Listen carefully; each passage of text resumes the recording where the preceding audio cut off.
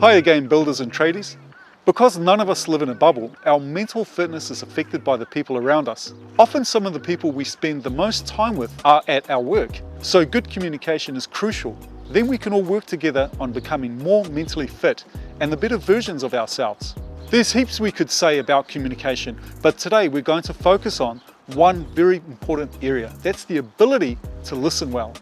Listening isn't just good for us, it gives us useful information about what's motivating others so we can be more skillful in how we respond. It's also good for the person we are listening to. Although most of us won't admit it, what we often really want is for people just to openly listen to us for a moment, without making judgments or jumping into solutions. Let's dive in and hear what Grant has to say. Let me take you to the shortcut of 9 years of studying and registering to be a psychologist. Shut up, close your mouth, be comfortable with silence, and ask some open-ended questions. And just let those sit.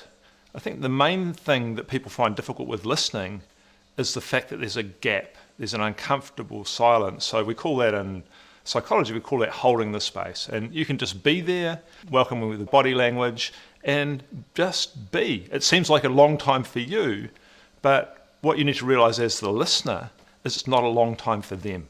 They're thinking, they're processing. So that's really the start of good listening, but it continues on from there.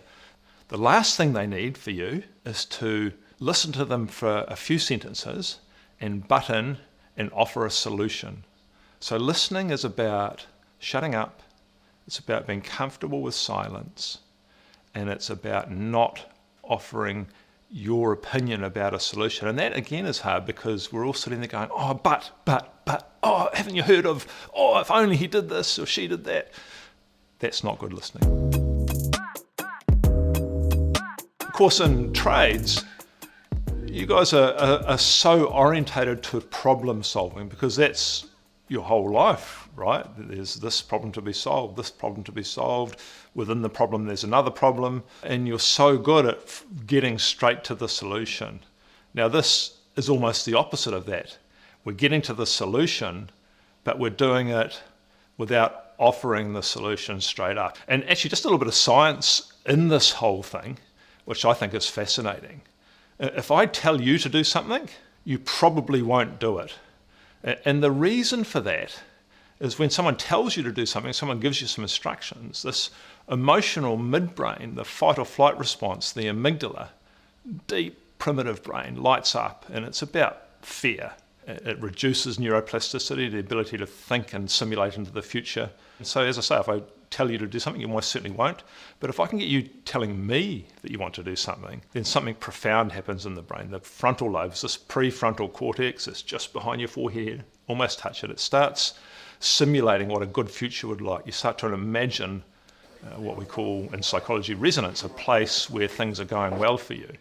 And now you're committed. We've got a brain that is high in neuroplasticity. It's going to change itself. You're going to change your mind. You're going to change your behavior. And that's why these techniques are so powerful, because there's a convincing biology behind the whole thing.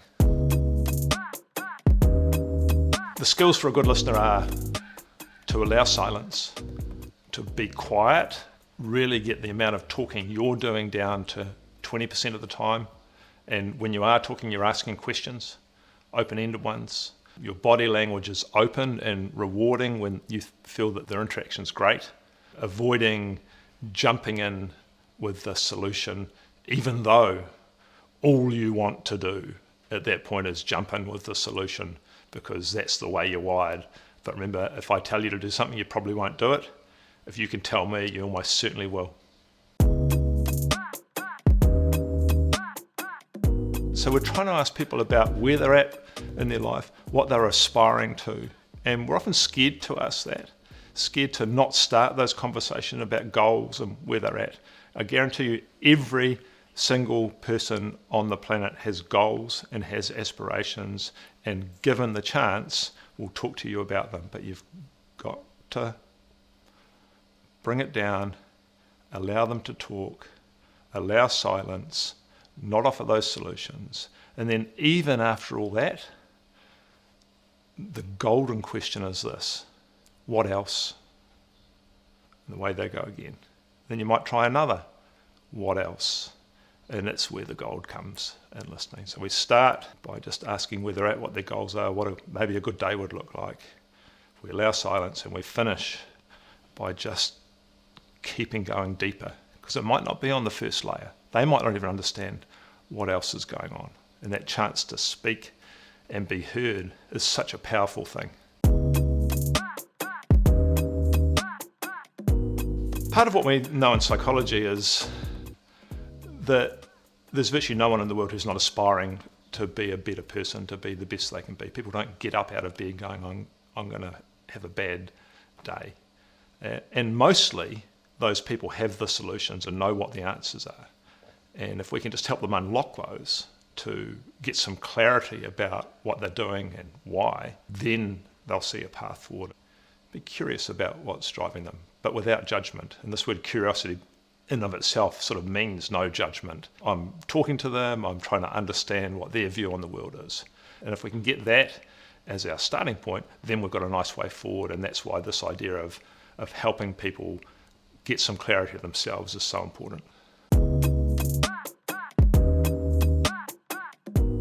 When you ask people how they're going on something that they say they're not going well on, they're almost never zero. And one easy way to do this is say, hey, on a scale of 1 to 10, where are you at on this? And people, even when they're going not very well, probably say something like 3. So they're not failing completely. They've got some things in place sometimes.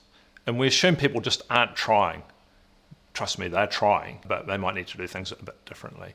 And so then we can also say, actually, when things have gone well, what would that look like out of 10? Oh, 8 out of 10. Well, what were you doing then? Oh, well, I wasn't drinking at night. I wasn't on the phone. I left the phone in another room. And so this 10-point scale is a nice way of understanding where you're at, what resources you have and are doing okay, and everyone has something that's going okay. And when things are going better, what's in place to do that? Here are the 5 steps to good listening. Put your judgments to one side. This builds trust and will get people talking more. Don't jump in with your own solutions. If you listen openly without interrupting, people will often find their own solutions as they hear themselves talk through a problem. Make sure that you're really listening and not distracted by phones or your own thoughts. Use body language to show you are really listening. Focus totally on what they're saying. Don't rehearse in your own mind what you want to tell them when there's a pause in the conversation. Allow for pauses in the conversation without getting uncomfortable. It doesn't matter if there's some silence at the start. Leave space for people to feel comfortable and start talking. Something that I was quite bad at was actually opening up to people and asking for help. So something I learned from that was actually, just go and actually ask for help. Put my hand up when I need to put my hand up. When life gets hard, I'm fortunate enough that I have supportive and encouraging friends and family. Some of the boys, they'll ring you just randomly, just check up on you, just to see how you're doing. How's your day going? How's life going? How's the family going? And that's amazing, because most men bottle things up. Most men are too, prideful to speak out. And I was like that for a long time, but it wasn't until I met the brothers that, men were able to share with each other and talk about our problems. Thanks for watching, everyone. I know we've been doing all the talking here, but next time we will meet up. I look forward to listening to what you've got to say. We'll see you in the next section.